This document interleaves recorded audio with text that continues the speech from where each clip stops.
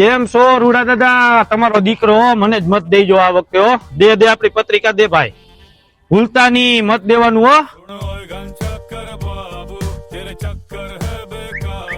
કેમ છો ભીખી ડોહી? મજામાં? આ વખતે તમારા દીકરાને મત દેવાનો છે અને જીતાડવાનો છે. આ વખતે આપણે જંગી બહુમતીથી જીતવાનું છે, બરાબર? પત્રિકા દે ભાઈ, પત્રિકા દે. ભૂલતા નહીં, તમારો દીકરો ભૂલાય નહીં. મત મને દેવાનો. હાલો, જય શ્રી કૃષ્ણ, મળીએ પછી. આ જગલાને પાછી ટિકિટ આપી લાગે હો આ વખતે. નમસ્કાર રવિભાઈ, નમસ્કાર. કેમ છો? આવ્યા તમે? આવો પાછા આવ્યા. ભાઈ આ વખતે પાછી ચૂંટણીમાં ઉભો રહ્યો છો. શું વાત છે? જંગી બહુમતીથી જીતાડવાનો છે. મત મને જ દેવાનો છે, પાકું પાકું. બરાબર?